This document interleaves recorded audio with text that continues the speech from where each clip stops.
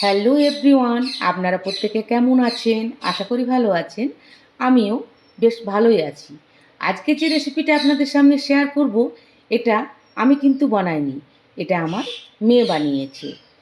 মা হওয়ার সবথেকে বড় আনন্দটা কি জানেন?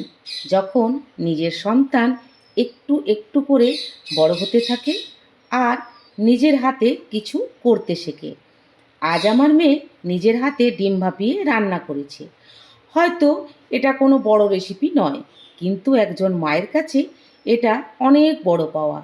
রান্নার স্বাদ শুধু মশলা দিলে হয় না, ভালোবাসা দিয়েও হয়। ছোট্ট ছোট্ট হাতে যত্ন করে বানানো এই খাবারের মধ্যে আছে আন্তরিকতা আর শেখার ইচ্ছা। কিছু করতে গেলে ভুল ত্রুটি হতেই পারে, সেই ভুল থেকেই তো শেখা শুরু হয়।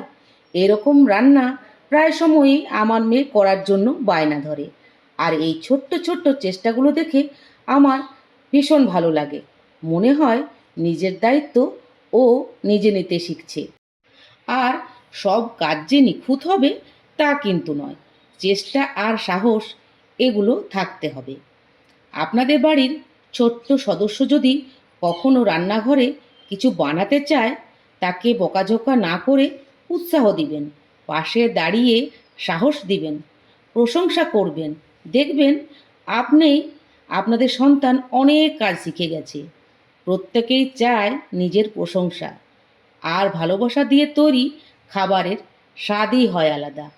কি বন্ধুরা, ঠিক বললাম তো? আর ভিডিওটা যদি ভালো লেগে থাকে নিশ্চয় কমেন্টের মাধ্যমে জানাতে ভুলবেন না। মাঝের মধ্যেই আমি আমার মেয়েকে রান্না করতে দিয়ে থাকি, যে তুই এই রান্নাটা কর, ম্যাগি কর, চাউমিন কর। এই ছোট্ট ছোট্ট শিখতে শিখতে ও বড় কাজে উৎসাহ পাবে।